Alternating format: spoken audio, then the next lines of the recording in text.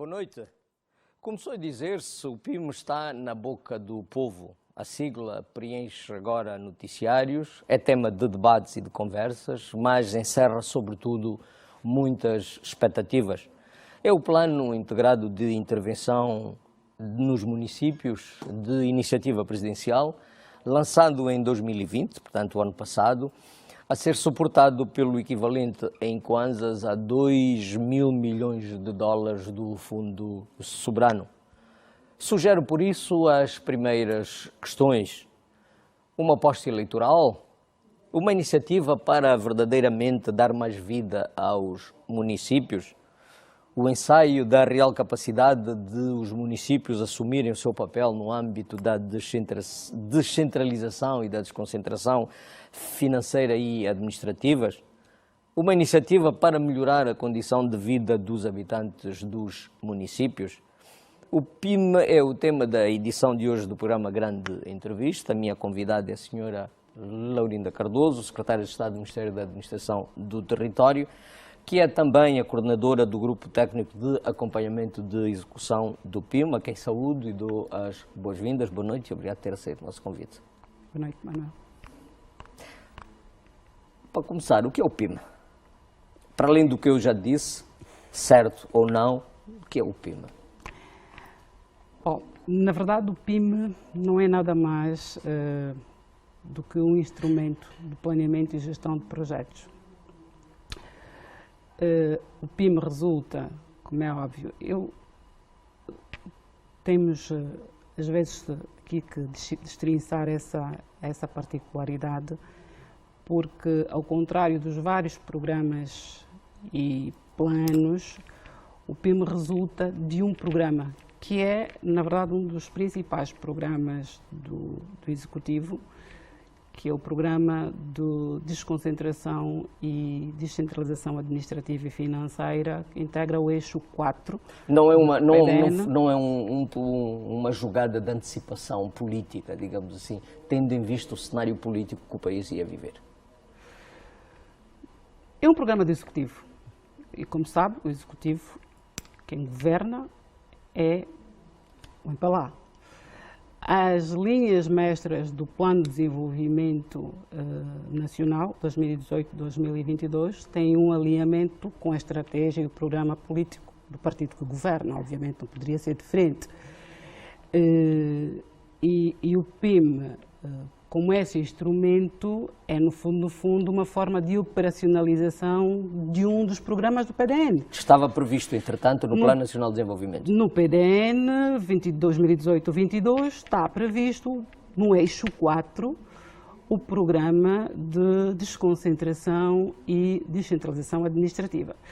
Este programa tem vários eixos e uma das estratégias deste programa é o reforço da desconcentração administrativa e financeira dos órgãos da administração local do Estado, numa perspectiva de criar-se condições, não é, aos municípios para a descentralização administrativa. Ou seja, nós hoje o que temos os órgãos desconcentrados, que são órgãos desconcentrados do Estado, portanto, temos os ministérios, temos o governo provincial e as administrações municipais, depois as administrações comunais e por aí adiante.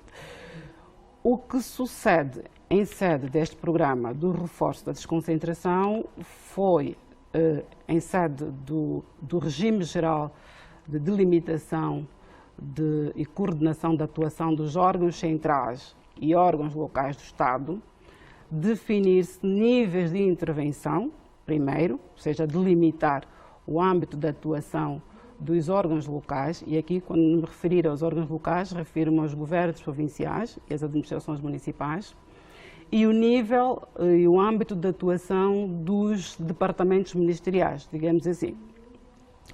Na sequência dessa delimitação ocorreu, deve ter isso patente, salvo erro, em finais de 2018, a transferência formal de algumas competências, já na sequência desse regime geral de delimitação de competência, em que efetivou-se a transferência de competências de alguns setores, penso que na altura terão sido 11 ou 10, 11 ou mais, 14 departamentos ministeriais, os principais que integram a atividade, o setor produtivo da nossa economia, e processou-se, ou seja, efetivou-se a transferência de competências destes departamentos ministeriais para os governos provinciais e ato seguinte dos governos provinciais para as administrações municipais. Qual era o propósito? O propósito era exatamente alterar o status quo de que todos os nossos programas, as nossas ações eram executadas pelos ministérios. Portanto, eram os ministérios que... O excesso de centralização da execução. Exatamente. Portanto, quando nós estivemos a falar da desconcentração, é o oposto da centralização. Ou seja, em vez de evitar que as ações, que os programas fossem concentrados a nível dos ministérios e transferir parte desses programas para os governos provinciais e para as administrações municipais. Portanto, o PIM surge na sequência da implementação destes pressupostos, das transferências de competência, na perspectiva de serem os órgãos locais do Estado a executarem programas. E aqui, no caso, os municípios. Os municípios e os governos provinciais, não foram só os municípios, os governos provinciais também, porque o regime de delimitação, não é, faz a delimitação de que ações, que programas devem ser executados pelos órgãos centrais, ministérios que ainda continuam, que têm na sua carteira de projetos ações para executar, tipo, programas, projetos de âmbito nacional, de âmbito central. Pois há programas, há projetos que são de âmbito provincial. E são outros que são de âmbito municipal. Mas isto que eu tenho memória, contudo, Sra. Secretária de Estado, é que esse processo de descentralização e desconcentração vem, ou pelo menos é referido muitas vezes, e tendo havido até um ensaio, sobretudo a nível do ano, ainda de antes das eleições de 2017. Portanto, acho que era mais uma vontade manifesta do que propriamente, ou seja, esta foi a oportunidade que se encontrou de materializar uma visão, um propósito que vem de há muitos anos, que por uma razão ou outra estava a levar muito tempo a ser materializado. Sim, já há trabalhos técnicos efetuados nos anos 2010, 2012, muito antes, aliás, o primeiro diploma que definia o regime geral de limitação de competências entre os órgãos centrais e os órgãos locais era de 2010, era um decreto legislativo de 2010, portanto já em 2010 já havia essa vontade política, digamos assim. Que não passou de vontade, aparentemente. Que não passou de vontade porque na prática sentiu-se muito pouco, ou seja, os municípios continuaram dependentes dos órgãos centrais, né? Os órgãos centrais decidiam, arquitetavam e executavam. Portanto, eram os ministérios que iam no território dos municípios e executavam os programas. Em 2018 é que, numa nova versão do regime, e ali foi muito simples, foi introduzir essa componente de uma espécie de força de transferir as competências e incluir os cessionários das competências, portanto, os cessionários e os excedentes, responsabilidades nas metas que se pretendiam atingir com essa transferência de competência. E para bem dizer, nós começamos a ter e temos, nós vamos falar do PIM, mas nós temos outros exemplos concretos de resultados tangíveis de que resultam dessa estratégia. O PIB é o que parece o que está na moda, não é? O PIM é o que está na moda, como diz, por razões óbvias, não é? O PIM está a movimentar, de facto, a vida nos municípios. E de várias perspectivas, quer na perspectiva... É pena que nós não consigamos, pronto, por força do contexto que vivemos, andar um pouco mais pelo país para sentir efetivamente essa movimentação, essa alteração. Pois. Na vida dos municípios, com os nossos municípios, efetivamente, desde que se lançou o slogan que a vida começa nos municípios, que nós pensámos que fôssemos perceber efetivamente alguma alteração, mas parece que não passou mesmo só de um slogan. Pois, nós de facto temos que reconhecer que tivemos alguns falhanços do ponto de vista das várias estratégias que que vem de 2010, tivemos sim, e temos que ser francos em reconhecer, mas estas falhas também têm servido para nos ajudar a melhorar, não é? E a criar mecanismos que sejam eficazes para aquilo que nós temos hoje garantido como sendo os bons resultados. É claro que estamos sempre na sequência de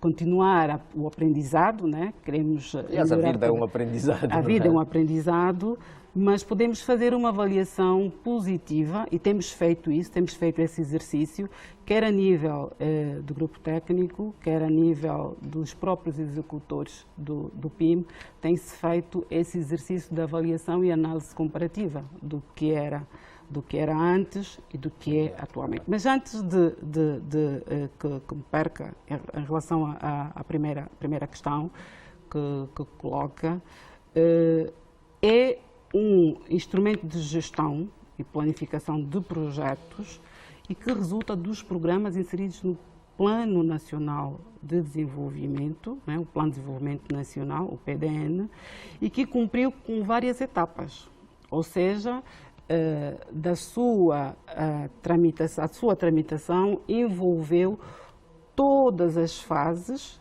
que são, por lei, obrigatórias, não é, para a sua materialização, começando por auscultar, ou seja, nós falamos em nome de uma estrutura que foi criada para o efeito, e aqui o grupo técnico é somente o braço técnico da Comissão Interministerial. Portanto, há uma Comissão Interministerial que é coordenada pelo Ministro de Estado da Coordenação Económica, que coordena a Comissão, que integram cerca de 14 setores, entre saúde, educação, construção, energia e água, interior, ação social, ambiente, comércio e indústria. Portanto, todos esses setores integram esta Comissão Interministerial. Depois, a nível da Comissão Interministerial, nós temos o grupo técnico, que, além de mim, integram vários secretários de Estado que respondem por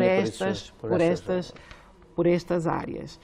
E, a nível local, o grupo técnico também tem uma representação, ou seja, tem uma equipa de trabalho que... A nível dos governos provinciais? A nível dos governos provinciais, que é coordenada por um vice-governador, que é designado pelo governador provincial, e integram também o delegado provincial das Finanças, e aqui, por razões óbvias, o Ministério das Finanças tem órgãos desconcentrados a nível das províncias. Portanto, o delegado provincial das Finanças, o responsável pelo GEP, né, o Gabinete de Estudos e Planeamento Estratégico a nível da província, o responsável da Unidade de Contratação Pública, o responsável do Investimento Público, Departamento de Investimento Público, portanto, e os representantes das administrações municipais a nível da respectiva província. Portanto, este é o que nós chamamos a unidade técnica local e que faz uma espécie de ligação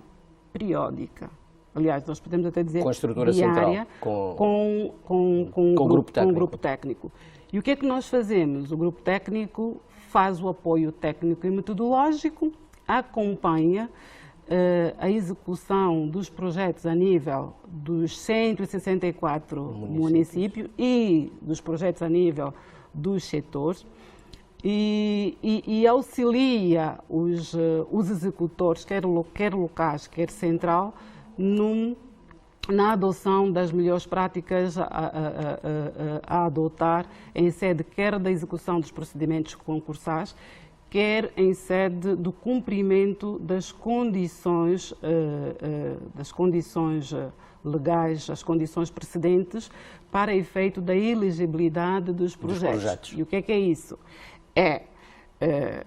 Nós, até então, até começarmos a trabalhar neste formato, até a preparação dos projetos do PIM, identificamos ações que constavam do programa de investimento público, né, o PIP, que não passavam de meras ideias, ou seja, construção de uma escola de 7 salas.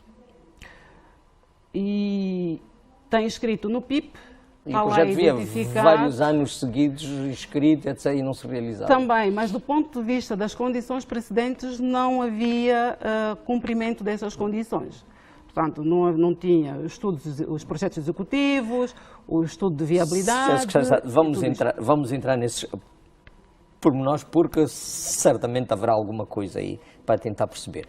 Mas há uma pergunta que não se quer calar, aliás, nenhuma delas, nessa nossa conversa. O lançamento do PIM não foi feito em divisão ao processo tendo em conta o processo de autarcização em curso no país e tendo em vista as eleições autárquicas. Não, mas concorrem para a preparação das condições técnicas e administrativas para o sucesso das eleições autárquicas. Obviamente, como sabe, autarquias não é só eleições, há todo um trabalho por detrás e uma das coisas que, por exemplo, integram as ações do PIM tem exatamente a ver com a construção de infraestruturas administrativas autárquicas para albergar, obviamente, os serviços das próximas autarquias, né, das futuras autarquias. Portanto, um dos pressupostos do ponto de vista da preparação das condições materiais, o PIM tem aqui uma percentagem ainda razoável para fazer face à criação de condições dessas infraestruturas. Politicamente, ele foi concebido para 2 anos, exatamente o prazo previsto para a realização das eleições autárquicas. Ou não vê questão nesses termos? Não há aqui nenhuma relação, até porque... Voltamos para a segunda parte desta edição de Grande Entrevista. Hoje o nosso tema é o Plano Integrado de Intervenção nos Municípios. A minha convidada é a doutora Laurinda Cardoso, secretária de Estado do Ministério da Administração do Território e coordenadora do Grupo Técnico de Acompanhamento e Execução do PIM. Senhor Secretário de Estado, a velocidade com que começou e que depois ganhou o PIM não afetou de alguma forma o processo de planeamento a nível das administrações municipais das ações que efetivamente eram necessárias realizar? Independentemente de eu escutar, pronto, isso. Não, mas até tendo em conta a fragilidade das próprias estruturas administrativas dos municípios. Afetar do ponto de vista de impacto positivo necessário, né? Porque as administrações municipais reconhecem hoje que o exercício é interessante e acho que já vai tarde.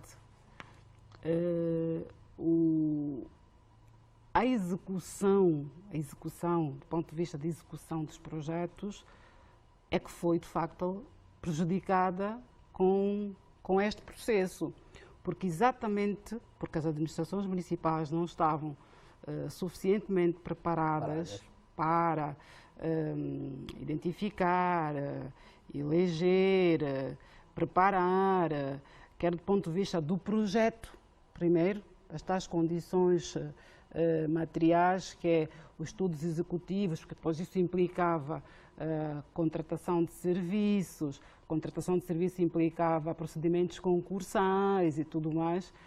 Nós estamos a falar de um período que levou mais de 10 meses.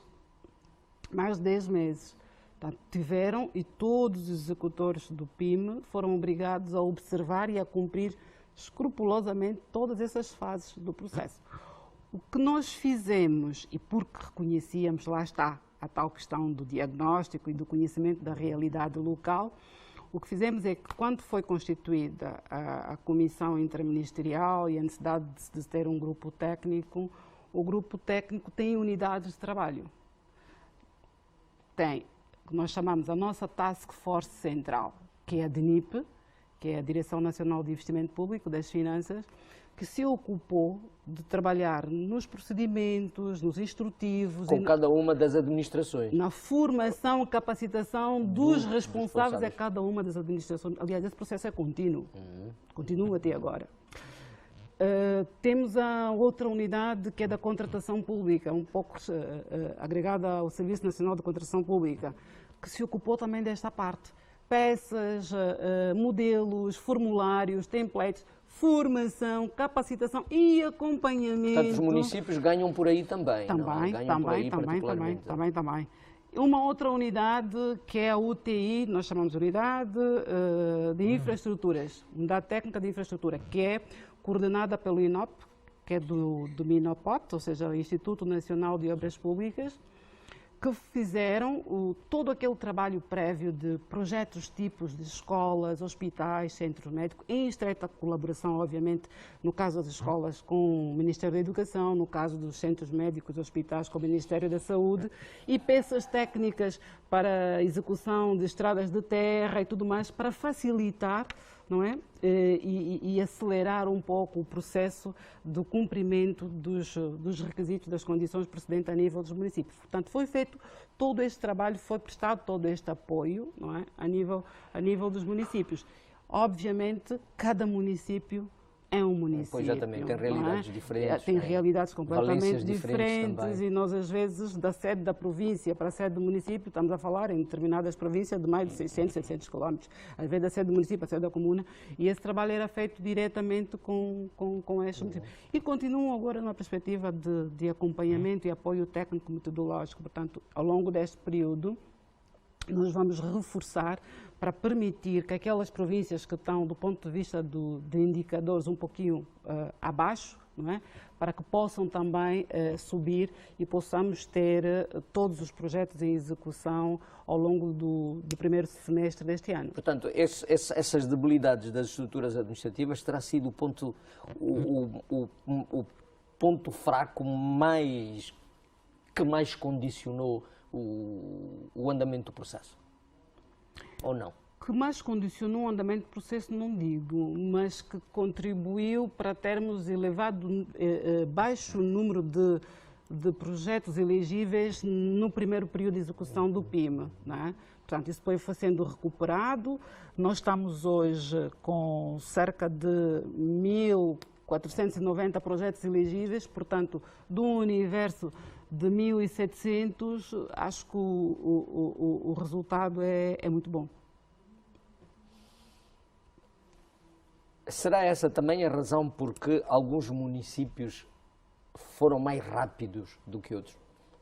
Porque nós olhamos para as notícias e vemos velocidades diferentes, sobretudo na primeira fase. Houve um momento em que até parecia que havia ali uma competição para apresentar os projetos, pronto, para sair na notícia, para dizer que se está a fazer alguma coisa, etc. Portanto, essa terá sido também uma das razões que levou a que, efetivamente, algumas províncias andassem mais rapidamente do que outras. Alguns municípios, pelo menos, andassem mais rápidos que os outros. Sim, foi. Há províncias que tiveram, desde o início, definiram a estratégia, mais experientes, não é? Já um pouco mais... Mas quando fala mais experientes, está a falar de quê? Luanda, Benguela, Huila, dos principais centros, das principais cidades ou das províncias mais, digamos, mais desenvolvidas, mais... Nem tanto. Se nós olharmos para os nossos resultados, as províncias melhor posicionadas até o conjunto de províncias vai dos mais desenvolvidos ao menos desenvolvidos. Por exemplo, nós temos hoje as províncias melhor posicionadas: Bié, Mochico, Huila, Luanda. O Mochico está entre as melhores posicionadas. Está entre as melhores posicionadas. E, curiosamente, Luanda conseguiu, não é, melhores resultados no último semestre de 2020, né? Tanto, enquanto que muitas das províncias tiveram constrangimentos por causa das questões da mobilidade das pessoas, das empresas, dos técnicos, a questão do acesso aos materiais. É a ideia que se cria, por exemplo, em relação ao Mochico. Exatamente, mas Luanda, como a cerca sanitária impedia, restringia, né, a saída e a entrada, mas Luanda não teve esse constrangimento.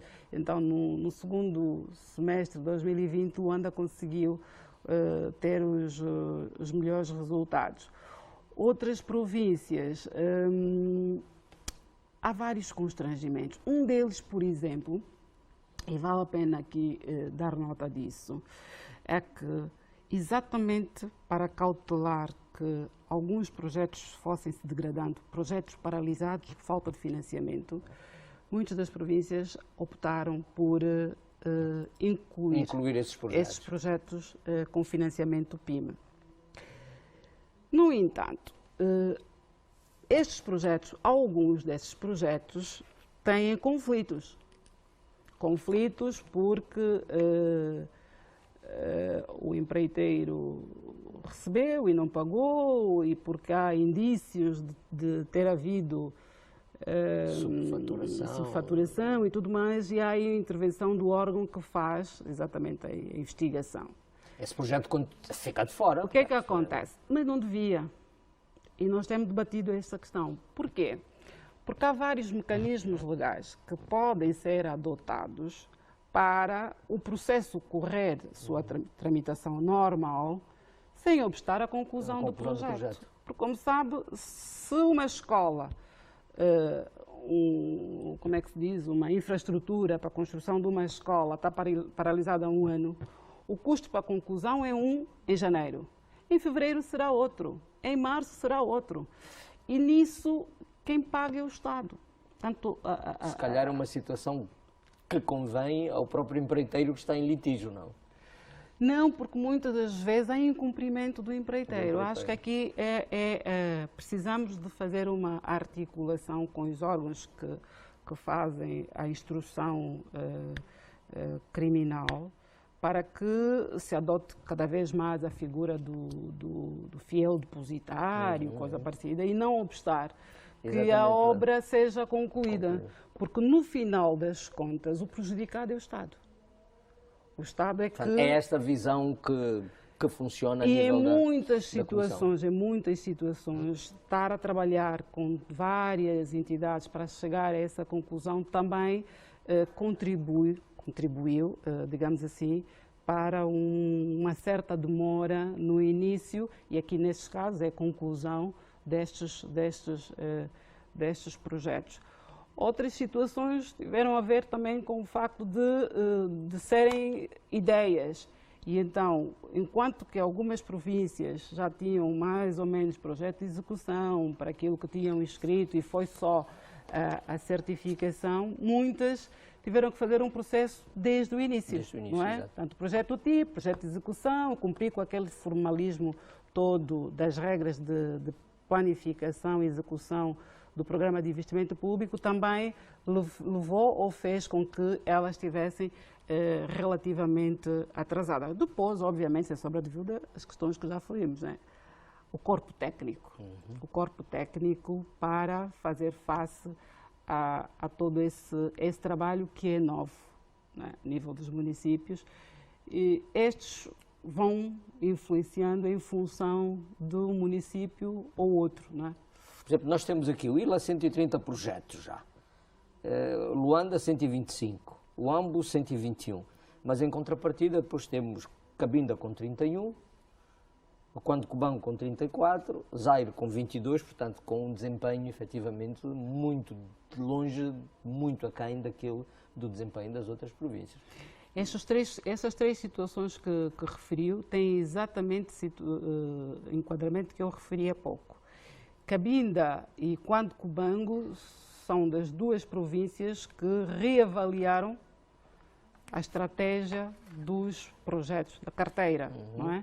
Fizeram uma reavaliação e definiram novas prioridades, elencaram outros objetivos e melhoraram a articulação daquilo que estava a ser executado, não é? E aquilo que de facto contribuía... Não uma reavaliação feita com base em capricho, numa avaliação subjetiva. É uma avaliação que, aliás, no sentido técnicos, de melhorar, portanto, e em concertação convosco.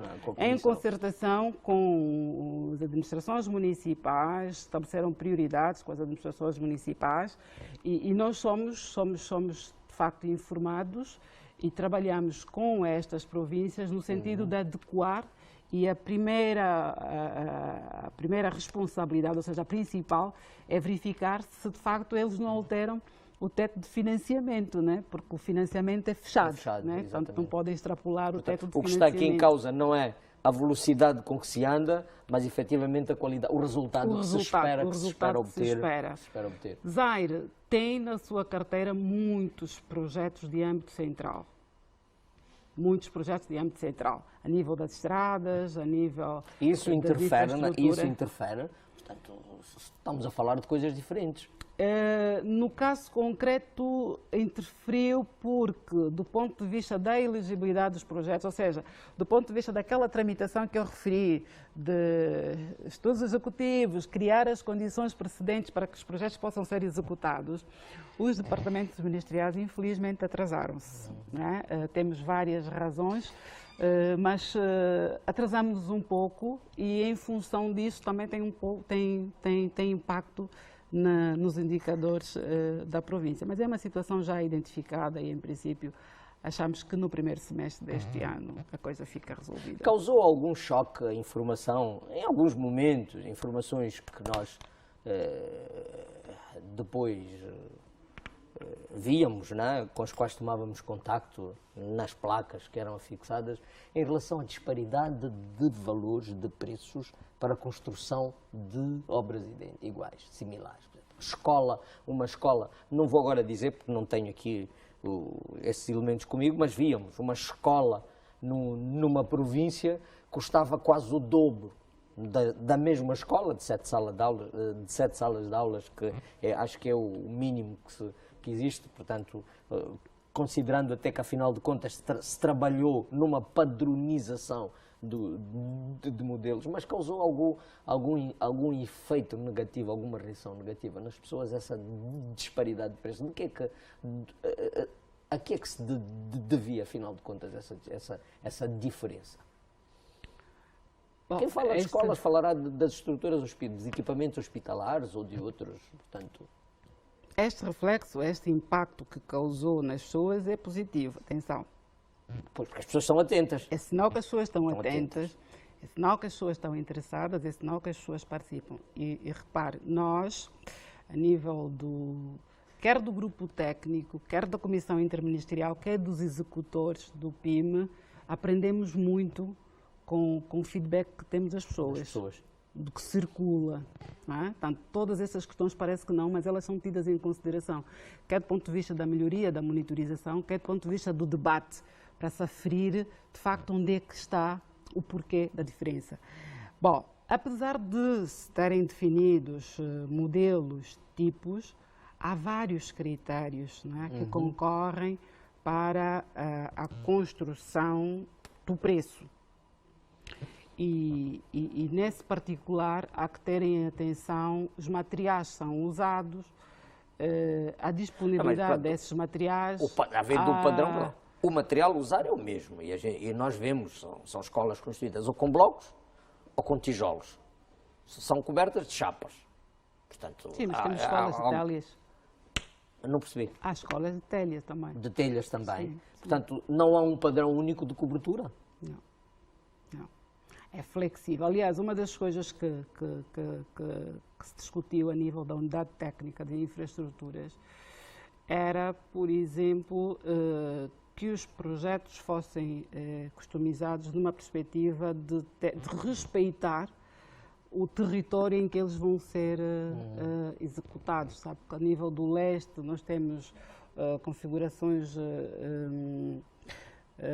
geográficas e territoriais completamente diferentes do sul, do norte, e as equipas técnicas aqui... Não, mas isso interferirá, por exemplo, numa obra de uma escola que se construa com chapa ou com telha? Aliás, a telha parece que até dá mais dignidade à obra. Exatamente. Portanto, isso nós estamos a falar de uma escola. Pode até parecer que não, ou um elemento menos significativo, mas, de facto, construir uma escola com mais dignidade também provoca outro efeito a nível da comunidade. Sim. Portanto, e talvez seja mais barato até. Sim, também pode ser mais barato. E aqui está ali a questão. Os materiais também têm impacto na determinação do preço, do custo da empreitada, do custo da obra. a localização territorial da obra também tem impacto no custo do material. Portanto, há vários elementos que concorrem para a definição do preço. É óbvio que e nós tivemos vários registros, não é, de que, assim, à primeira vista, parecia, de facto, bom, exorbitante. Mas depois vai-se verificar que naquela região, não é, o transporte do material até lá custa assim. Então, há aqui vários elementos que têm que ser analisados de uma forma objetiva. Se nós olharmos só para a placa, que muitas das vezes acontece, olhamos para a placa que circula nas redes sociais e dizemos, então como é que é possível? Em Luanda está a custar isso. Não, mas há valores escandalosos. Há valores que, portanto, não sabem o diabo. Quer dizer, não sei, pronto, há uma placa que circula por aí, nos últimos dias, do valor da terraplanagem de 15 km de estrada, quer dizer, um valor exorbitante. E a terraplanagem na província do Zaire, não sei até que ponto... Banza Congo. Quer dizer, que é assustador. Porque se for para reparar, para se fazer intervenção em ravinas e etc., aquilo não é competência do PIM. Aquilo é obra de nível central, é uma terraplanagem. Portanto, acho que, efetivamente, a Comissão tem uma responsabilidade no sentido de ser também rigorosa em relação a isso. É isso.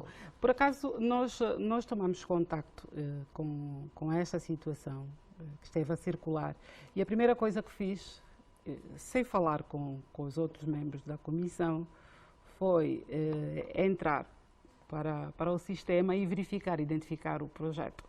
Portanto, nós podemos, o Manuel pode fazer isso, né, a todo o tempo, e entrar no www.pim, vai encontrar o mapa, vai clicar em Zaire, municípios de Banza Congo, e fui ver o projeto. E o projeto é construção, reabilitação das ruas, das vias de acesso que dão a sede, que ligam a sede de Banza Congo. Portanto, o que sucedeu em relação àquela placa, e em relação, obviamente, com as necessárias responsabilidades do executor, se verificar, se fizer essa consulta, vai ver que a placa não está em conformidade com o projeto. Uhum. Ou seja, a placa reduziu o escopo do trabalho. Uhum. Portanto, o escopo de trabalho não é aquele. Não é aquele escopo de trabalho.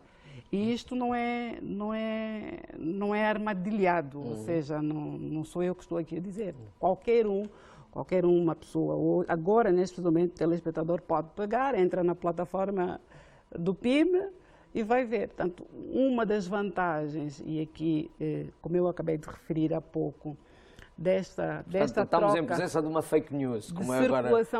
Não é, porque a placa está lá. E o valor é aquilo. Agora, o escopo de trabalho... Ou seja, não é só terraplanagem... Não é terraplanagem sequer. Não é terraplanagem sequer. E aí é que se coloca a questão. Portanto, porquê que a placa tem um escopo de trabalho que não corresponde ao que está no projeto? E isto nós conseguimos aferir, quer o cidadão, o munícipe interessado, através da verificação dos projetos, que é público. Uma das coisas que nós tentamos... Mas o valor é mesmo aquele que está ali? O valor é aquele, mas são níveis de intervenção diferentes, não é terraplanagem. É um outro nível de intervenção diferente. Portanto, continua a ser uma obra de responsabilidade municipal, responsabilidade local. É uma obra de responsabilidade local, sim. De quantos anos é que precisaria? Portanto, se partirmos do princípio de que um dos critérios de execução do PIM é que as administrações municipais recebam cada uma até 300 milhões de kwanzas ano, não é? No quadro do projeto. Portanto, essa administração municipal precisaria de pelo menos 3 anos, não 4 anos, para pagar essa obra. Portanto, 300 no primeiro ano, 300 no segundo, 900, mais 100 milhões, digamos assim. Ou seja, ou se iria estender o projeto para mais um ano, só para atender aquilo, ou tinha que se encontrar outra forma para financiar projeto, considerando efetivamente que o plano tem esse tempo de execução. Não, repare, não há, a nível do PIM, eu estou aqui a fazer esse boneco, não há possibilidade sequer de existirem projetos que não tenham cobertura do ponto de vista de financiamento. Não há. Tal como eu referi, o valor de financiamento está distribuído por áreas e por projetos. Por isso é que nós dissemos a carteira PIM. Então, todos os projetos e as ações do PIM, os projetos do PIM estão lá no PIB. Há municípios que podem receber mais do que outros, em função da carteira de projetos. Da carteira de projetos. Em função da carteira de projetos. Porque eles não recebem uma dotação. Isso se calhar vai obrigar-me, então eu vou buscar projetos. Não, ele não vai buscar projetos. Ele tem uma carteira fechada. Ele já tem uma carteira fechada. Então ele vai dizer, não foram honestos comigo, podiam dizer-me que com o meu limite, ou seja, que eu não tenho limite, e eu ia apresentar mais projetos. Não. E repare, este exemplo que referiu há pouco, por exemplo, de Basa Congo, este era um projeto que já estava no PIP há algum tempo, inscrito pelo então Ministério das Obras Públicas, não é? E que depois, no âmbito da delimitação das transferências de competência, passou para o município. Portanto, fez-se essa atualização e o projeto passou para a subordinação do órgão local. Portanto, este é um dos exemplos do projeto que passou para o PIM, já estava inserido no programa de investimento público e não havia sido executado por falta de financiamento. Portanto, esse projeto vai continuar e vai ser coberto pelo PIM. Vai ser coberto pelo PIM, já integra a carteira do PIM. A carteira do PIM é fechada. A carteira do PIM tem 1.749 projetos agregados. Eu sou administrador. Se eu soubesse que podia estender um bocado mais, quer dizer, eu também estendia. E não me ficava por uma escola, um posto médico, se calhar estendia por um bocado mais. Mas havia critérios que é o teto da província. É que depois não tem o teto da província, e depois delimitava. Eu posso fazer todo o remanejamento que quiser. Por exemplo, quando Cubango, Cabinda reajustaram a carteira, definiram prioridades. Então tira do município para pôr no outro. Em função das prioridades que eles debaterem ali a nível da província. Tira do município, pronto, vai. Mas passa a ser, então, depois da concertação e participação pública da sociedade, passa a ser passa a ser decisão exclusiva das autoridades, das administrações, que em determinado momento pode até não estar conforme os anseios e as expectativas da comunidade. Mas eles, para alterarem, têm que fazer o mesmo processo. Ele, para alterar a carteira que foi aprovada, ele tem que fazer o mesmo processo. Foi o que aconteceu no caso. É que eu estou a achar interessante esse momento. Sim. É exatamente o que aconteceu. Ele tem que fazer o processo de volta, em função dos interesses, obviamente, que a província, o município definido como sendo prioritários. Ele respeita o procedimento e volta. Depois disso estamos aqui a falar, portanto, não há possibilidade de mais nenhuma província, nenhum município, portanto, a carteira de projetos está fechada e aquilo mesmo só... A carteira de projetos ficou fechada a partir do momento em que ela foi aprovada, inserida no PIP, ou aprovado o Orçamento Geral do Estado, não é? Está fechada. Voltamos para a segunda parte desta edição de Grande Entrevista. Hoje o nosso tema é o Plano Integrado de Intervenção nos Municípios. A minha convidada, a doutora Laurinda Cardoso, secretária de Estado do Ministério da Administração do Território e coordenadora do Grupo Técnico de Acompanhamento e Execução do PIM. Senhor Secretário de Estado, a velocidade com que começou e que depois ganhou o PIM, não afetou de alguma forma o processo de planeamento a nível das administrações municipais, das ações que efetivamente eram necessárias realizar? Independentemente de eu escutar, pronto, isso. Não, mas até tendo em conta a fragilidade das próprias estruturas administrativas dos municípios. Afetar do ponto de vista de impacto positivo necessário, né? Porque porque as administrações municipais reconhecem hoje que o exercício é interessante e acho que já vai tarde. A execução, do ponto de vista de execução dos projetos, é que foi, de facto, prejudicada com este processo, porque as administrações municipais não estavam suficientemente preparadas para identificar, eleger, preparar, quer do ponto de vista do projeto, primeiro, as tais condições materiais, que é os estudos executivos, porque depois isso implicava contratação de serviços, implicava procedimentos concursais e tudo mais. Nós estamos a falar de um período que levou mais de 10 meses. Portanto, tiveram, e todos os executores do PIM foram obrigados a observar e a cumprir escrupulosamente todas essas fases do processo. O que nós fizemos, e porque reconhecíamos, lá está, a tal questão do diagnóstico e do conhecimento da realidade local, o que fizemos é que, quando foi constituída a comissão interministerial e a necessidade de ter um grupo técnico, o grupo técnico tem unidades de trabalho. Tem, que nós chamamos a nossa Task Force Central, que é a DNIP, que é a Direção Nacional de Investimento Público das Finanças, que se ocupou de trabalhar nos procedimentos, nos instrutivos... Com cada uma das administrações. Na formação, capacitação dos responsáveis a cada uma das administrações. Aliás, esse processo é contínuo. Continua até agora. Temos a outra unidade, que é da contratação pública, um pouco agregada ao Serviço Nacional de Contratação Pública, que se ocupou também desta parte. Peças, modelos, formulários, templates, formação, capacitação e acompanhamento. Portanto, os municípios ganham por aí também. Também.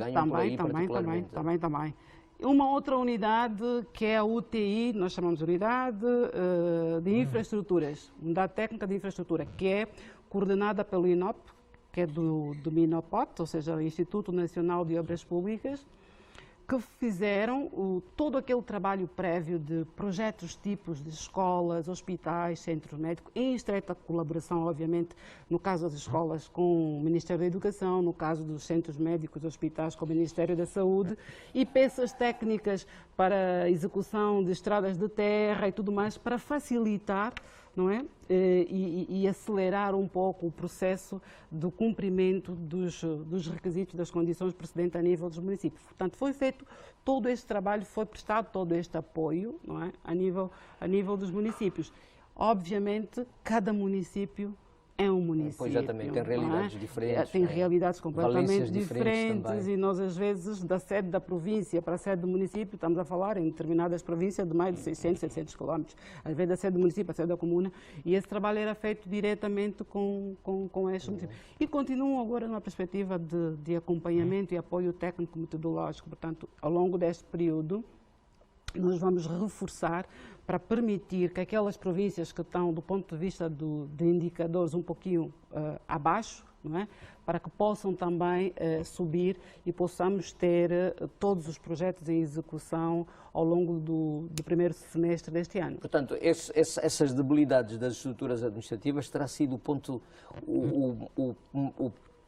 fraco que mais condicionou o andamento do processo? Ou não? Que mais condicionou o andamento do processo, não digo, mas que contribuiu para termos elevado baixo número de projetos elegíveis no primeiro período de execução do PIM. Não é? Portanto, isso foi sendo recuperado. Nós estamos hoje com cerca de 1.490 projetos elegíveis, portanto, do universo de 1.700, acho que o resultado é muito bom. Será essa também a razão porque alguns municípios foram mais rápidos do que outros? Porque nós olhamos para as notícias e vemos velocidades diferentes, sobretudo na primeira fase. Houve um momento em que até parecia que havia ali uma competição para apresentar os projetos pronto, para sair na notícia, para dizer que se está a fazer alguma coisa, etc. Portanto, essa terá sido também uma das razões que levou a que, efetivamente, algumas províncias andassem mais rapidamente do que outras. Alguns municípios, pelo menos, andassem mais rápidos que os outros. Sim, foi. Há províncias que tiveram, desde o início, definiram a estratégia, mais experientes, não é? Já um pouco mais... Mas quando fala mais experientes, está a falar de quê? Luanda, Benguela, Huila, dos principais centros, das principais cidades ou das províncias mais, digamos, mais desenvolvidas, mais... Nem tanto. Se nós olharmos para os nossos resultados, as províncias melhor posicionadas até o conjunto de províncias vai dos mais desenvolvidos ao menos desenvolvidos. Por exemplo, nós temos hoje as províncias melhor posicionadas: Bié, Mochico, Huila, Luanda. O Mochico está entre as melhores posicionadas. Está entre as melhores posicionadas. E, curiosamente, Luanda conseguiu, não é, melhores resultados no último semestre de 2020, né? Tanto, enquanto que muitas das províncias tiveram constrangimentos por causa das questões da mobilidade das pessoas, das empresas, dos técnicos, a questão do acesso aos materiais. A ideia que se cria, por exemplo, em relação ao Mochico. Exatamente, mas Luanda, como a cerca sanitária impedia, restringia, né, a saída e a entrada, mas Luanda não teve esse constrangimento. Então, no segundo semestre de 2020, Luanda conseguiu ter os melhores resultados. Outras províncias,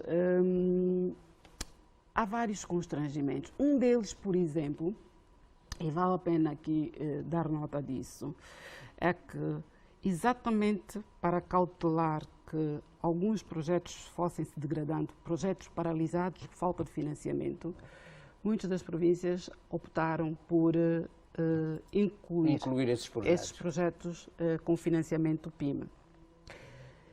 No entanto, alguns desses projetos têm conflitos. Conflitos porque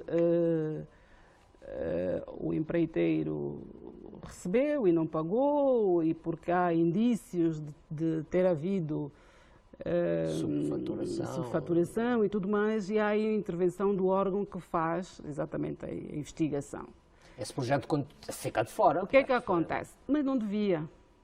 E nós temos debatido essa questão. Porquê? Porque há vários mecanismos legais que podem ser adotados para o processo correr sua tramitação normal, sem obstar à conclusão do projeto. Porque, como sabe, se uma escola, como é que se diz, uma infraestrutura para a construção de uma escola está paralisada há um ano, o custo para a conclusão é em janeiro. Em fevereiro será outro. Em março será outro. E nisso, quem paga é o Estado. Portanto, se calhar é uma situação que convém ao próprio empreiteiro que está em litígio, não? Não, porque muitas das vezes há incumprimento do empreiteiro. Acho que aqui precisamos de fazer uma articulação com os órgãos que fazem a instrução criminal, para que se adote cada vez mais a figura do fiel depositário, coisa parecida, e não obstar que a obra seja concluída, porque no final das contas o prejudicado é o Estado.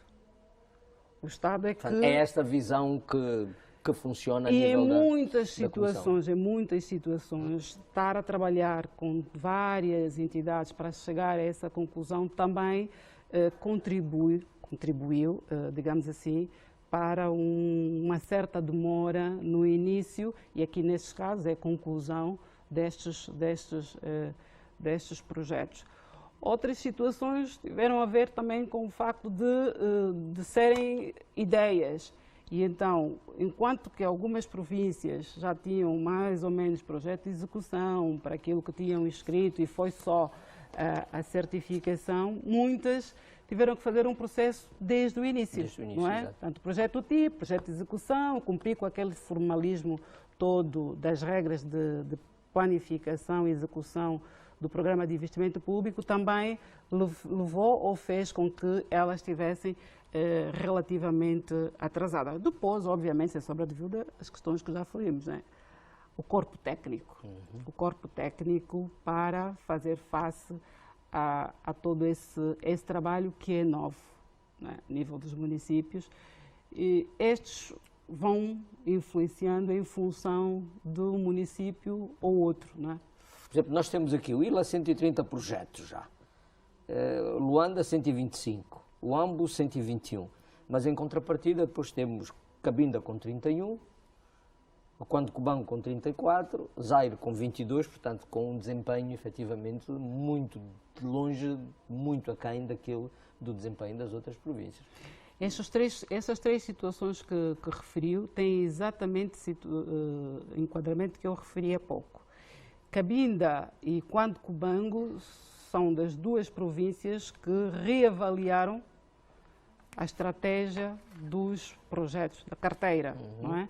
Fizeram uma reavaliação e definiram novas prioridades, elencaram outros objetivos e melhoraram a articulação daquilo que estava a ser executado, né? E aquilo que de facto contribuía. Não uma reavaliação feita com base em capricho, numa avaliação subjetiva. É uma avaliação que, aliás, no sentido técnicos, de melhorar, sim, portanto, e em concertação convosco. Sim.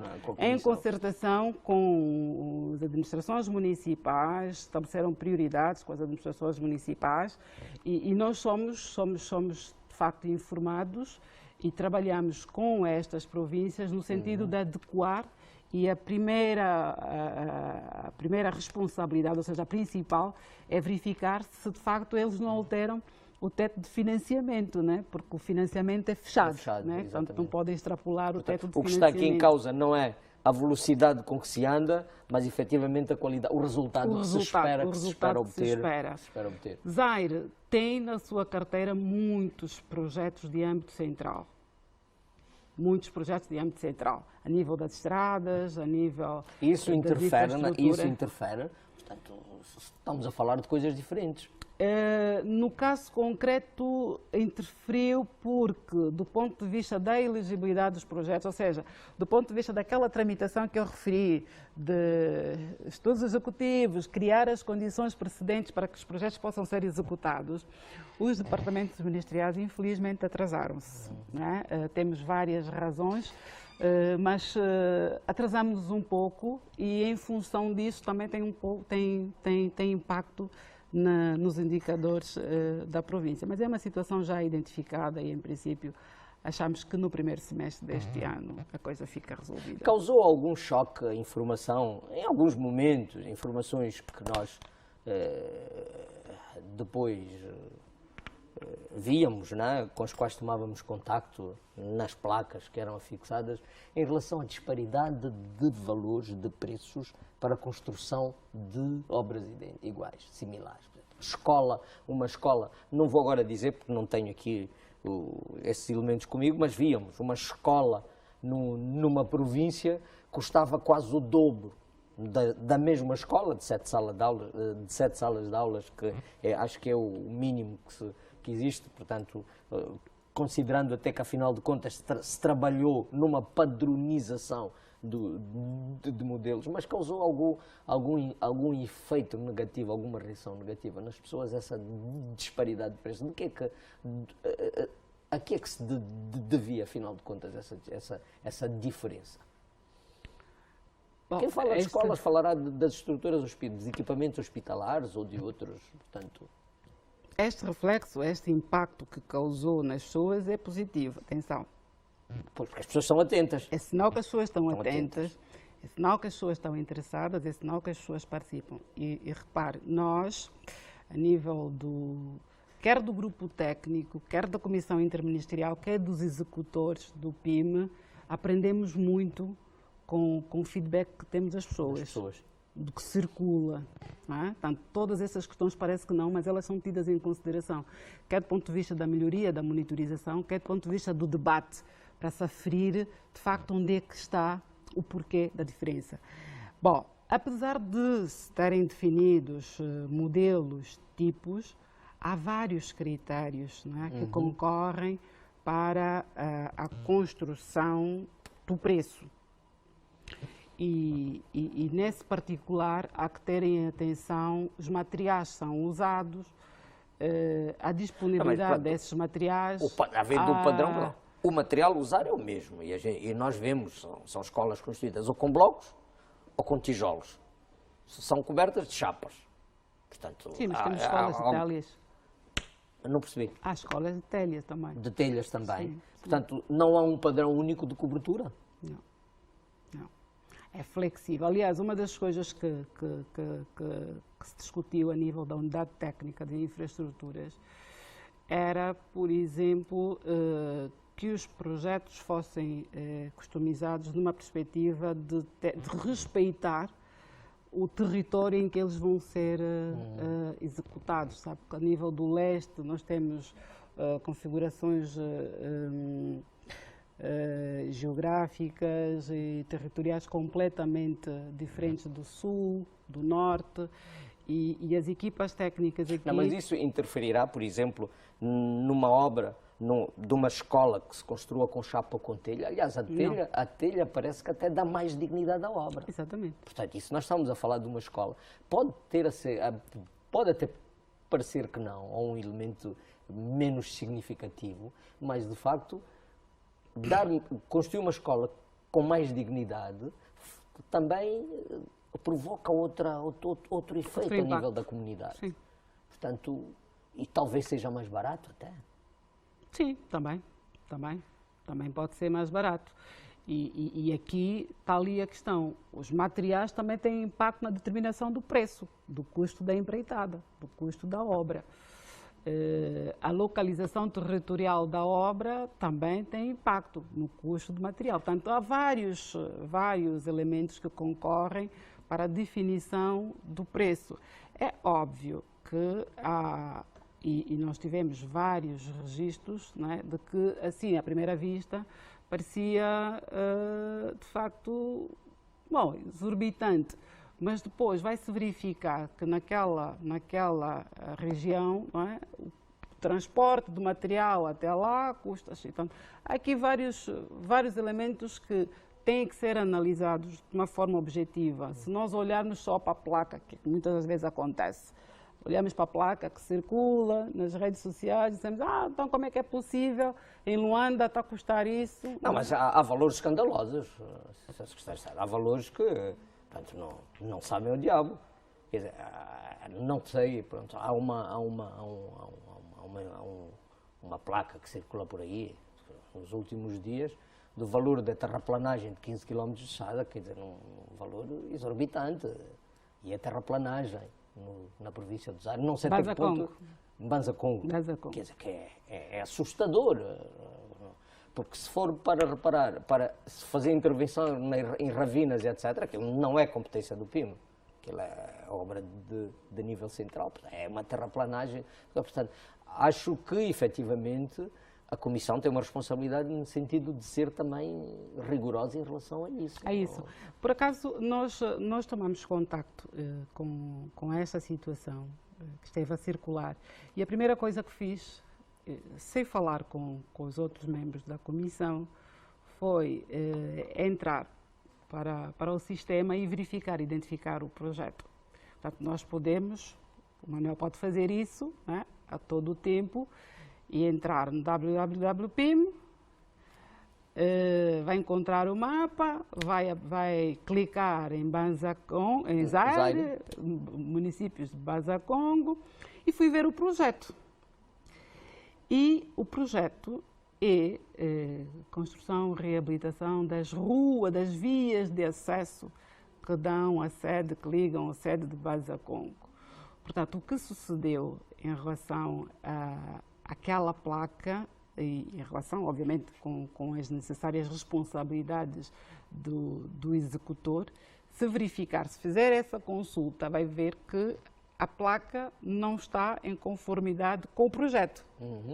Ou seja, a placa reduziu o escopo do trabalho. Portanto, o escopo de trabalho não é aquele. Não é aquele escopo de trabalho. E isto não é armadilhado, ou seja, não sou eu que estou aqui a dizer. Qualquer uma pessoa, ou agora neste momento o telespectador pode pegar, entra na plataforma do PIME e vai ver. Portanto, uma das vantagens, e aqui, como eu acabei de referir há pouco, desta estamos troca em presença de uma fake news, como é agora. Não é, porque a placa está lá. E o valor é aquele. A placa agora, está lá, o valor está lá, o escopo ou de seja, trabalho não é só terraplanagem. Não é terraplanagem sequer. Não é terraplanagem sequer. E aí é que se coloca a questão. Portanto, porquê que a placa tem um escopo de trabalho que não corresponde ao que está no projeto? E isto nós conseguimos aferir, quer o cidadão, o munícipe interessado, através da verificação dos projetos, que é público. Uma das coisas que nós tentamos... Mas o valor é mesmo aquele que está ali? O valor é aquele, mas são níveis de intervenção diferentes, não é terraplanagem. É um outro nível de intervenção diferente. Portanto, continua a ser uma obra de responsabilidade municipal, responsabilidade local. É uma obra de responsabilidade local, sim. De quantos anos é que precisaria? Portanto, se partirmos do princípio de que um dos critérios de execução do PIME é que a administração municipal, as administrações municipais recebam cada uma até 300 milhões de kwanzas ano, não é? No quadro do projeto. Portanto, essa administração municipal precisaria de pelo menos 3 anos, não 4 anos, para pagar essa obra. Portanto, 300 no primeiro ano, 300 no segundo, 900, mais 100 milhões, digamos assim. Ou seja, ou seria estender o projeto para mais um ano, só para atender aquilo, ou tinha que se encontrar outra forma para financiar o projeto, considerando efetivamente que o plano tem esse tempo de execução. Não, repare, não há, a nível do PIME, eu estou aqui a fazer esse boneco, não há possibilidade sequer de existirem projetos que não tenham cobertura do ponto de vista de financiamento. Não há. Tal como eu referi, o valor de financiamento está distribuído por áreas e por projetos. Por isso é que nós dissemos a carteira PIME. Então, todos os projetos e as ações do PIME, os projetos do PIME estão lá no PIB. Há municípios que podem receber mais do que outros, em função da carteira de projetos. Da carteira de projetos. Em função da carteira de projetos. Porque eles não recebem uma dotação. Isso se calhar vai obrigar-me então eu vou buscar projetos. Não, ele não vai buscar projetos. Ele tem uma carteira fechada. Ele já tem uma carteira fechada. Então ele vai dizer, não foram honestos comigo, podiam dizer-me que com o meu limite, ou seja, que eu não tenho limite, e eu ia apresentar mais projetos. Não. E repare, este exemplo que referiu há pouco, por exemplo, de Banza Congo, este era um projeto que já estava no PIP há algum tempo, inscrito pelo então Ministério das Obras Públicas, não é? E que depois, no âmbito da delimitação das transferências de competência, passou para o município. Portanto, fez-se essa atualização e o projeto passou para a subordinação do órgão local. Portanto, este é um dos exemplos do projeto que passou para o PIME, já estava inserido no programa de investimento público e não havia sido executado por falta de financiamento. Portanto, esse projeto vai continuar e vai ser coberto pelo PIME. Vai ser coberto pelo PIME, já integra a carteira do PIME. A carteira do PIME é fechada. A carteira do PIME tem 1.749 projetos agregados. Eu sou administrador. Se eu soubesse que podia estender um bocado mais, quer dizer, eu também estendia.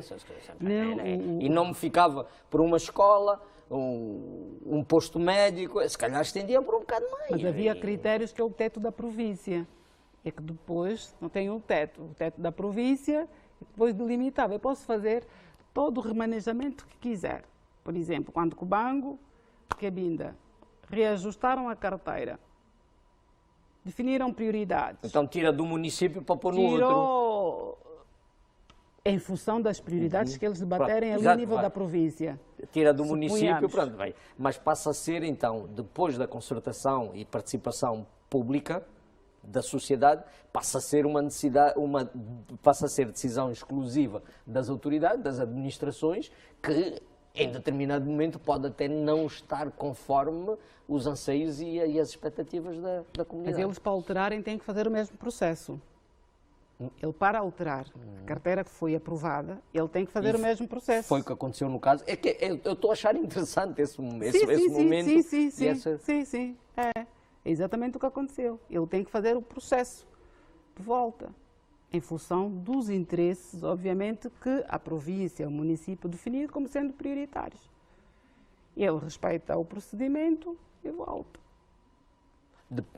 Depois disso estamos aqui a falar, portanto, não há possibilidade de mais nenhuma província, nenhum município, portanto, a carteira de projetos está fechada e aquilo mesmo só aí. A carteira de projetos ficou fechada a partir do momento em que ela foi aprovada, inserida no PIP, ou aprovado o Orçamento Geral do Estado, não é? Está fechado. No entanto, aquelas províncias que, por algum motivo de força maior, devidamente fundamentado e justificado, entender remanejar, aliás, isso resulta das conclusões da reunião de balanço com o Presidente da República, né?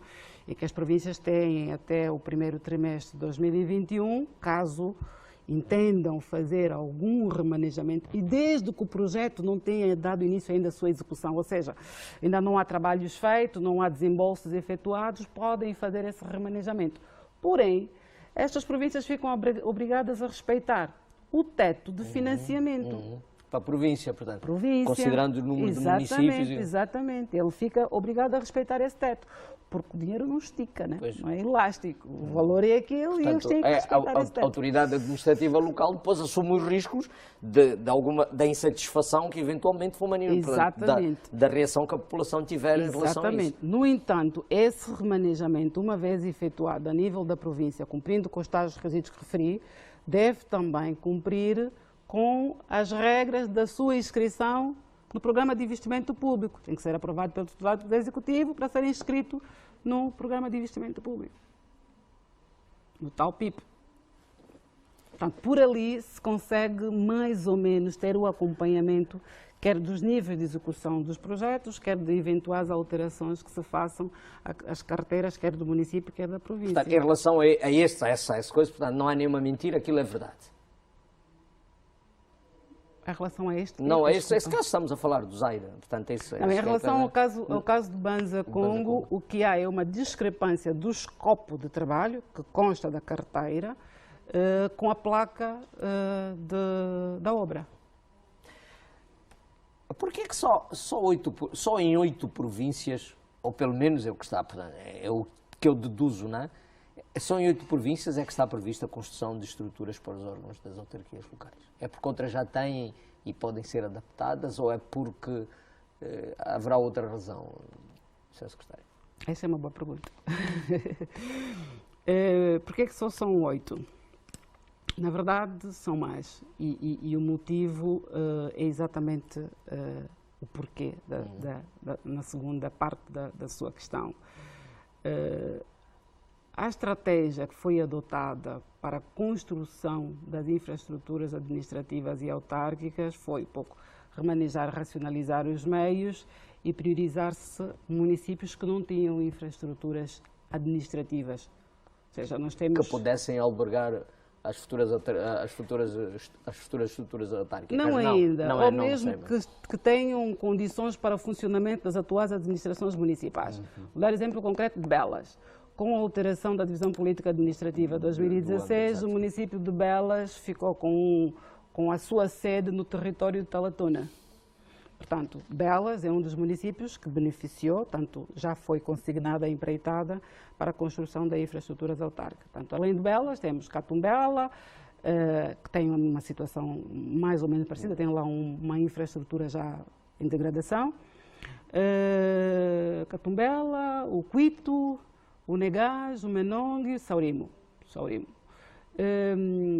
E além destas 8, e exatamente para racionalizar meios, há uma outra estratégia associada que também integra o PIB. Mas ela passa assim despercebida, porque os projetos estão inscritos como sendo reabilitação e ampliação de infraestruturas administrativas. No essencial, o escopo desse projeto é reabilitar a atual infraestrutura administrativa, onde funciona a atual administração municipal, e na componente da ampliação é a construção das assembleias municipais.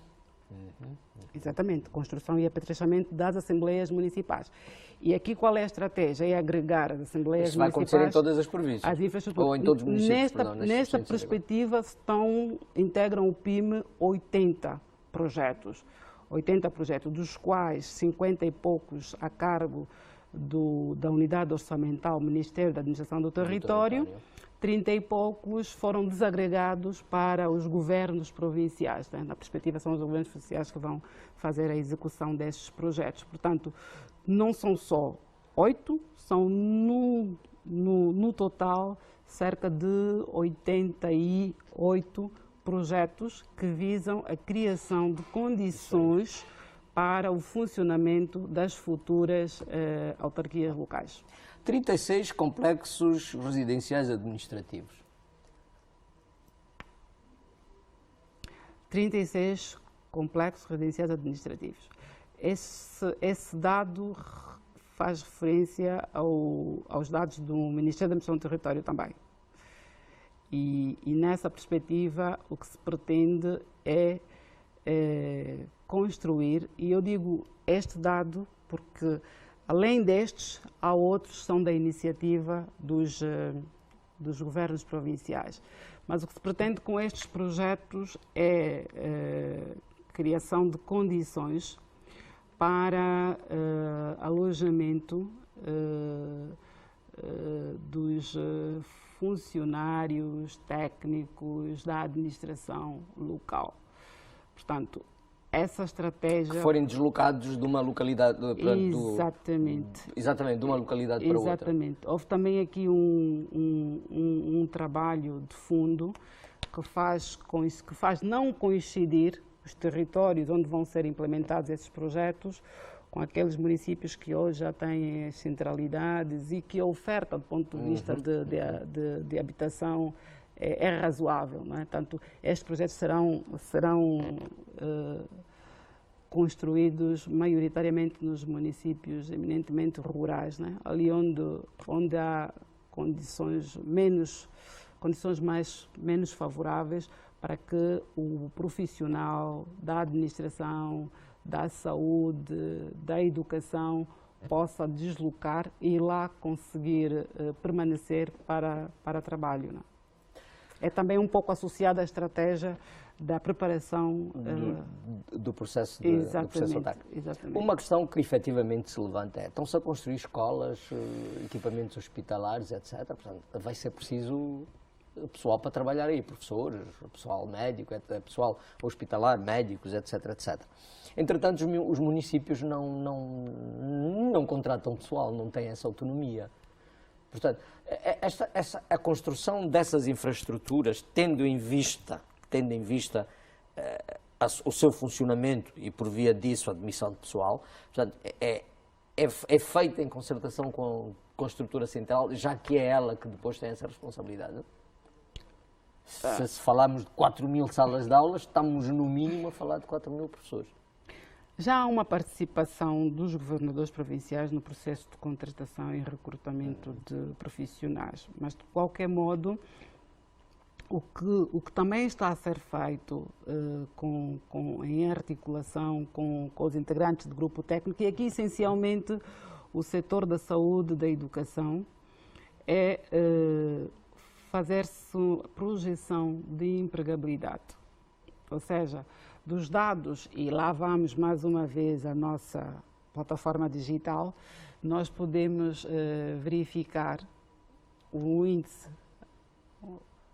de empregabilidade, quer dos postos de trabalho que estão a ser gerados temporariamente com a execução das empreitadas, os precários, mas também é um trabalho, e essa informação também é disponibilizada. Penso que até ontem, que foi a altura que estive a consultar, estima-se que com a entrada em funcionamento de todas essas infraestruturas que integram a carteira PYME, possa gerar cerca de 28 mil postos de trabalho.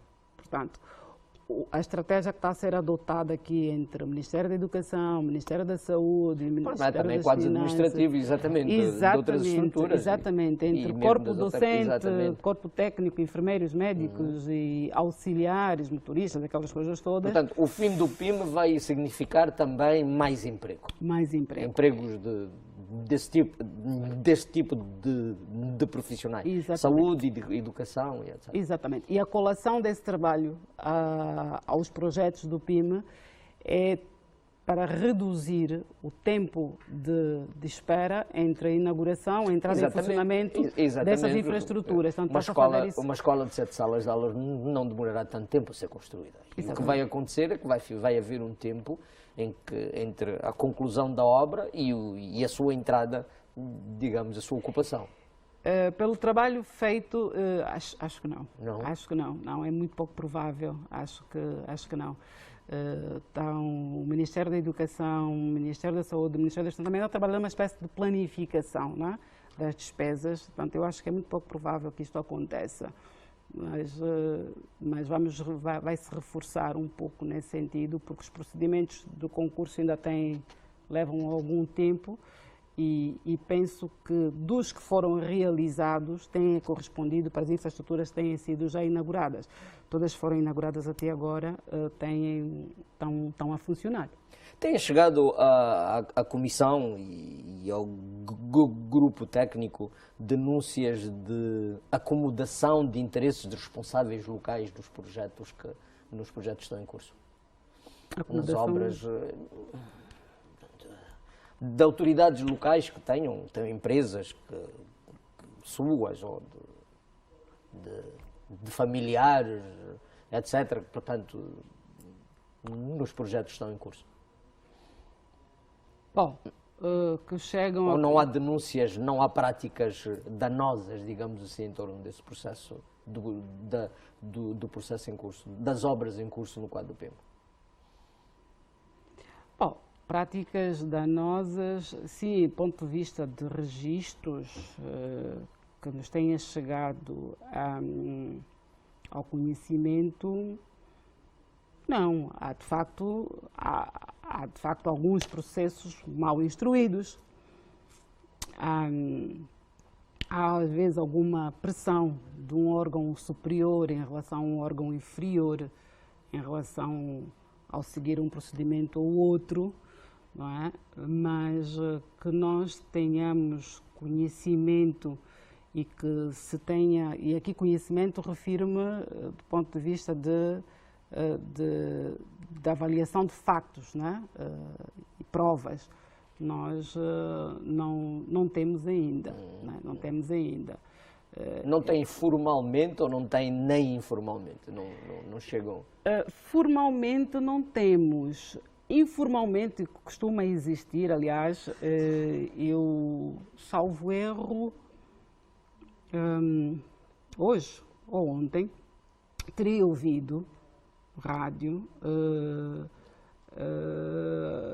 condenação, a detenção de um diretor municipal que desviou fundos ao PYME, não ia lá, exatamente. 200 milhões de kwanzas. Isso me causou alguma estranheza.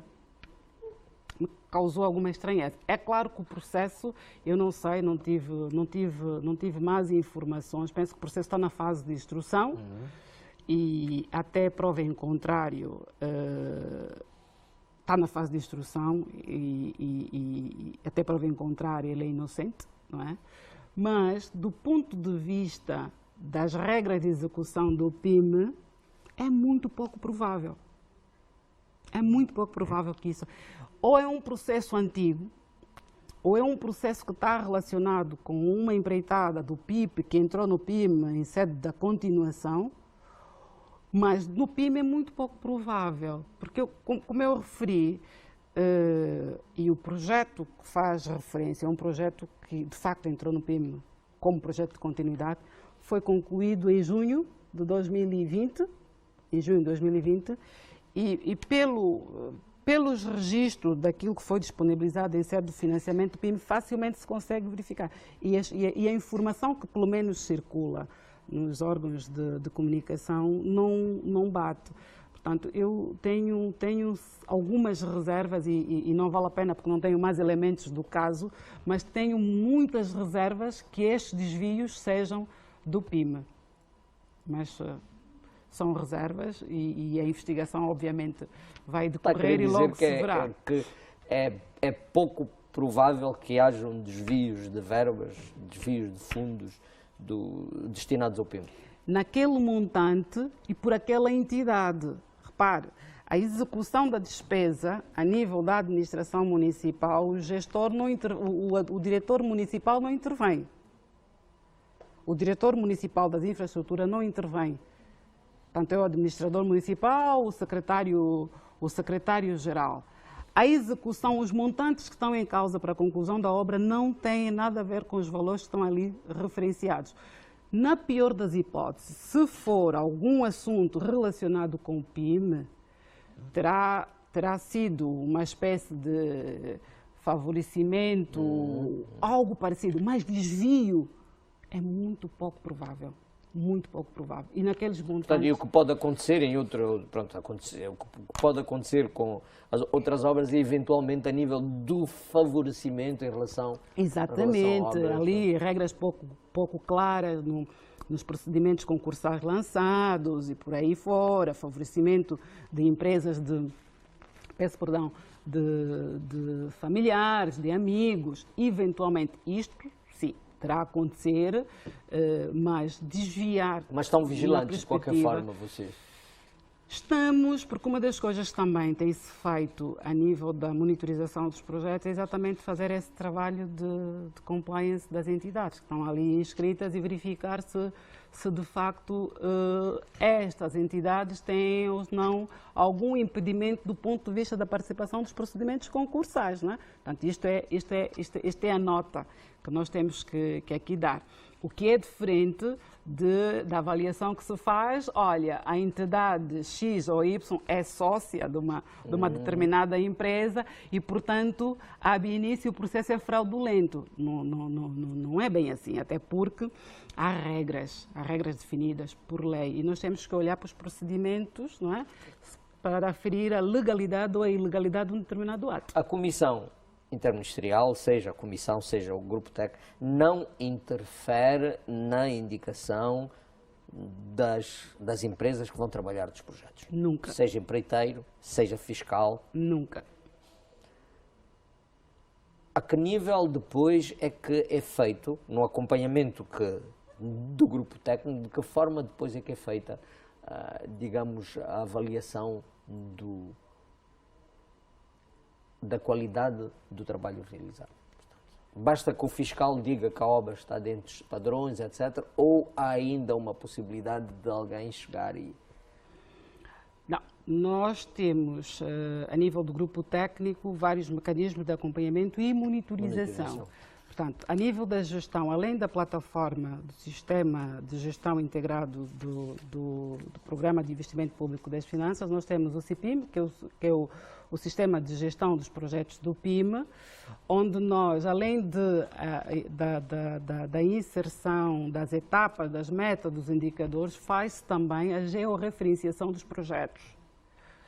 E essa georreferenciação dos projetos é feita por equipas que estão no terreno e que são monitorizadas por equipas que estão aqui. Mas as equipas que estão aqui, as equipas técnicas que estão cá, centralmente sediadas, fazem também um acompanhamento no terreno para verificar exatamente se os dados que são introduzidos no sistema, se as coordenadas, latitude, longitude dos projetos que estão inseridos, estão a ser georreferenciados, se correspondem ou não. Nós conseguimos ver as imagens, né, por esses mecanismos, identificar mais ou menos o estado dos projetos.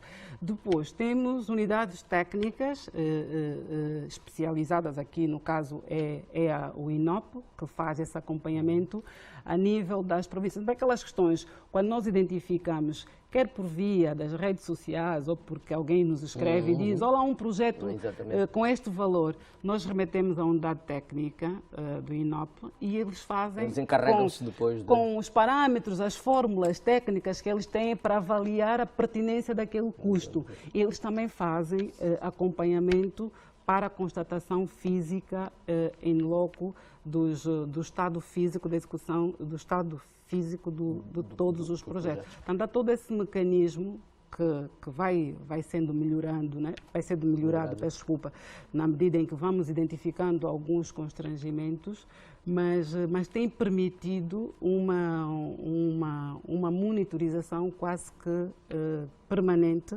e nos permitem ter aqui também o reporte do estado atual da execução dos projetos a nível dos municípios. Chegados ao ponto a que chegamos, que correções ou ajustes se impõem fazer a nível da execução do PIM?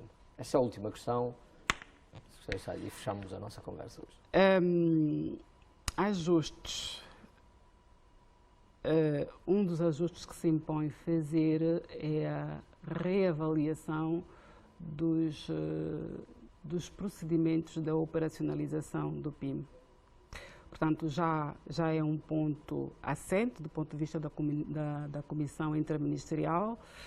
Mereceu a chancela de Sua Excelência, o Camarada Presidente, e o trabalho que se nos espera, do ponto de vista prático, é a materialização de transformar ou reforçar as competências das delegações provinciais de finanças em task force local, porque atualmente a questão da validação dos processos, toda aquela formalização que eu referi, nós temos trabalhado com as equipas técnicas centrais. E então, do trabalho que a ideia é descentralizar ainda mais. Desconcentrar exatamente ainda mais para reduzir o tempo de espera da validação dos processos que existem, dos projetos até hoje. Então, essa é a principal correção que se impõe fazer. Muito obrigado, doutora Laurinda Cardoso, secretária de Estado da Administração do Território, coordenadora do Grupo Técnico de Acompanhamento de Execução do Plano Integrado de Intervenção nos Municípios. Obrigado a si também, caro telespectador. Chegamos assim ao fim de mais esta edição de Grande Entrevista. O tema de hoje foi o PIM. Só para lhe lembrar, estive à conversa com Laurinda Cardoso, secretária de Estado do Ministério da Administração do Território. Eu despeço-me até a próxima edição. Fique bem e fique com o que vem a seguir na programação da Televisão Pública de Angola. Boa noite.